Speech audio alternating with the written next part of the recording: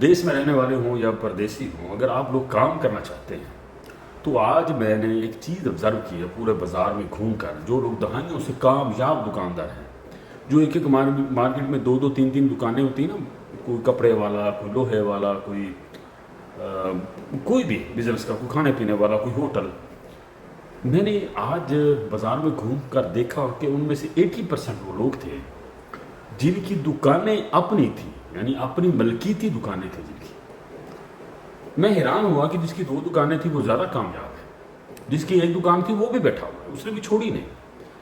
اب اس میں کیا سائنس، آپ بھی سمجھ سکتے ہوں گے کہ جس بندے نے ایک دکان، لمبی دکان ہے، ڈبل دکانوں کو 50,000 مہینے کا کرایہ دینا ہے، وہ بیچارہ کیسے وہاں پر ٹک سکتا ہے؟ 50,000 40,000 بڑا کرایہ ہوتا ہے. اگر وہ آپ کی اپنی دکانیں ہیں، اگر آپ نے پردیش میں محنت کر کے کسی طرح وہ دکانیں بنا کر اس میں آپ اگر کوئی کام کرتے ہیں تو آپ کے کامیابی کے چانسز جو ہیں وہ میرا خیال ہے کہ وہ 70-80% ہو جاتے ہیں، کیونکہ کرایہ نہیں دینا ہوتا ہے. اور جو کرایہ کے پیسے فرض کرو 40,000 50,000 اگر وہی بچتے رہیں مہینے کے آپ کو صافی، تو پھر بھی بندہ نہیں جاتا کہیں پر. 50,000 60,000 70,000 بڑے پیسے ہوتے ہیں. تو اس کی ایک سائنس اور لگا لیں کہ محلے میں جتنے دکاندار ہیں جو گھروں میں دکانیں ڈال کر بیٹھے ہیں وہ کوئی بھی نہیں چھوڑتا. 2 3 نسلوں سے وہی دکانیں کامیاب وہ بیٹھے ہوئے ہیں. کیوں نہیں چھوڑتے؟ کیونکہ وہ دکانوں کا کرایہ نہیں دیتے. یہ دکان کا جو کرایہ دینا ہے نا، یہ بہت بڑا چیلنج ہے. کئی بندے چھوٹی دکان چھوڑ کر بڑی دکان لے لیتے ہیں تاکہ میرا اور کام چل جائے. یہاں پر 20,000 کرایہ دے رہے ہوتے تھے، وہاں پر ان کو 50,000 دینا پڑ جاتا ہے. تو پھر بیچارے وہ بڑی چھوڑ کر چھوٹی میں آ جاتے کیونکہ وہ کرایہ دے نہیں سکتے. اکثر لوگ، میں تو کہتا ہوں کہ 100% لوگ بیچارے جو گھروں کو لوٹ آتے ہیں دکانیں بند کر کے، جو کروڑوں روپے اپنا ضائع کر کے آ جاتے ہیں گھروں میں بند کر کے، کروڑوں روپے ضائع کر کے پھر دوبارہ ویزا مانگتے ہیں سعودیہ کا، قطر کا، دبئی کا. یہ وہی لوگ ہوتے ہیں جن کی اپنی دکان نہیں ہوتی. اپنی دکان میں کام کرنا یہ بہت بڑی نعمت ہے.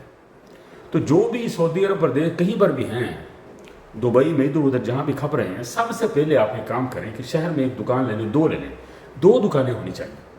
بھلے آپ مارکیٹ سے تھوڑا سا ہٹ کر لے لیں، پرے لے لیں، سائڈ پہ لے لیں، اپنی دکان میں آپ بیٹھیں گے نا تو آپ کو یقین جانو وہ پریشر آئے گا ہی نہیں جو کسی کی دکان پہ بیٹھ کر آتا ہے کہ مہینہ منٹا جو ہو جاتا ہے، دے دو بھی 50,000 روپئے دے دو بھی 60,000 روپئے دے دو 40,000 روپئے. تو میرا خیال ہے کہ کامیابی کے چانسز بڑھ جاتے ہیں جو لوگ اپنی دکان میں کام کرتے ہیں.